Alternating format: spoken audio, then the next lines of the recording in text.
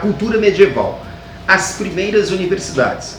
Bem, na Idade Média a educação até então era controlada pelo alto clero católico, né? Haviam escolas dos mosteiros, juntos das catedrais, e a partir do século XII as igrejas estavam ligadas ao surgimento das primeiras universidades. As universidades elas vão reunir em seus espaços tanto mestres quanto estudantes, né?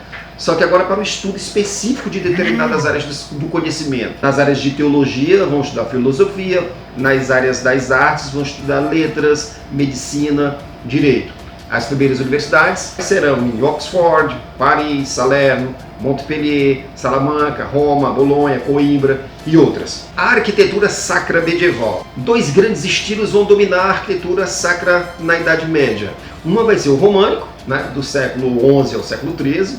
Ela vai ter traços mais simples, mais austeros, pilares mais grossos, tetos e arcos com semicírculo, janelas estreitas, muros reforçados.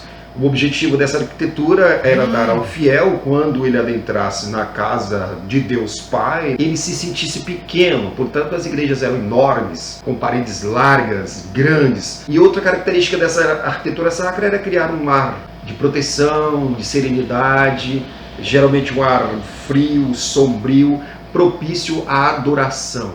O outro estilo é o gótico, né, que vai dominar do século XII ao século XVI, vai predominar na Inglaterra, na França. Na Baixa Idade Média, essa arquitetura vai ter características mais sutis, vai ser mais rica em detalhes, vai ter leveza, elegância, traços verticais, janelas com vitrais. O interior das igrejas vão ser mais iluminado, as paredes serão mais altas, mais finas, com mais ângulo, né?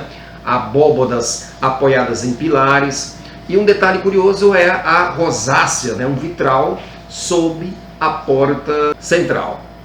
A pintura sacra. A pintura, assim como a poesia, assim como a música, né, vai dar, na Idade Média, ênfase para os temas religiosos. Né? Tanto as pinturas em murais, em vitrais, em miniaturas, né, vão enfatizar geralmente os santos, as figuras angelicais, o menino Jesus, a Virgem Maria, né, e vão se destacar os pintores Giotto e Cimabue. A música sacra também vai procurar elementos para se diferenciar da música popular, né? E a música cristã foi adaptada aos ideais religiosos do cristianismo, com destaque para o Papa Gregório Magno, que vai criar o canto gregoriano, que é uma música para ser cantada nas igrejas, que ela tem uma só melodia, cantada suavemente, né, em uníssono por várias vozes. E isso vai dar uma textura toda específica ao canto religioso, distinguindo da música popular, né, que surge no século XI na França, que vai abordar outros temas que não religiosos, mas sim os temas amorosos, o lírico, né, os feitos heróicos da cavalaria, temas épicos, né, e ele vai se espalhar rapidamente pela Europa Ocidental, com destaque para os trovadores, compositores populares, e para os menestréis, aqueles cantores ambulantes que andavam de vila em vila, cidade em cidade, sempre acompanhado de um trovador. A literatura medieval também vai caminhar por essas características, né? Ela vai enaltecer os valores e a virtude da cavalaria, a justiça, o amor, a prudência, a cortesia. E aí a poesia épica vai exaltar essas características do cavaleiro defensor da cristandade.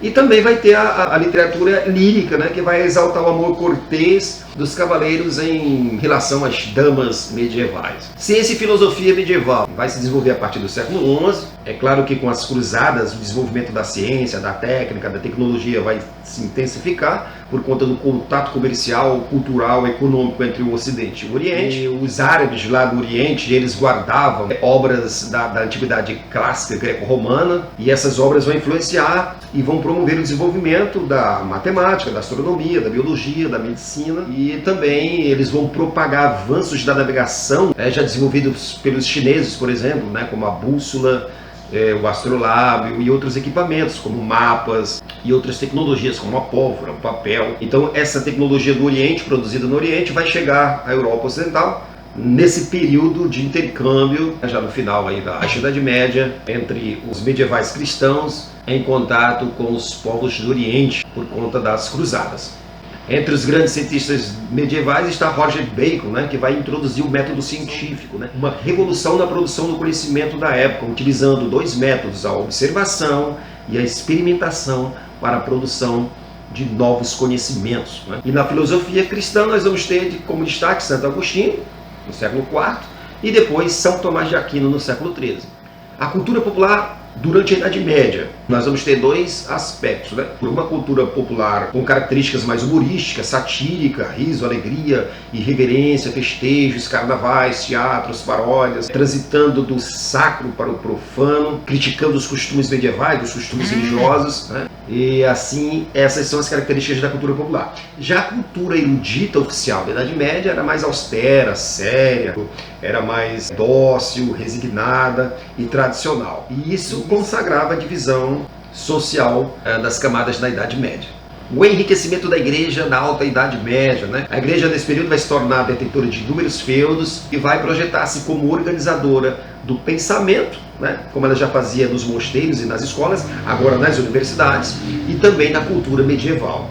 O cisma do Oriente em 1054. Após o pontificado de Gregório I, o poder da igreja cresceu de forma gigantesca e eles vão entrar em conflito com os bispos da igreja de Bizâncio. Desejosos de se livrarem, né, da interferência dos bispos de Roma, vão em 1054 organizar o cisma do Oriente, que é a criação da igreja ortodoxa cristã, né, do Império Bizantino. E agora nós temos um cisma, uma separação entre a igreja católica de Roma e a igreja ortodoxa de Bizâncio. O feudalismo e seus dois poderes. Com a estruturação do feudalismo na Alta Idade Média e o cristianismo, consolidam assim dois poderes. O poder particular do senhor feudal, o poder temporal, o homem que manda no feudo, e o poder universal da igreja sobre toda a Idade Média, né, que é o poder atemporal.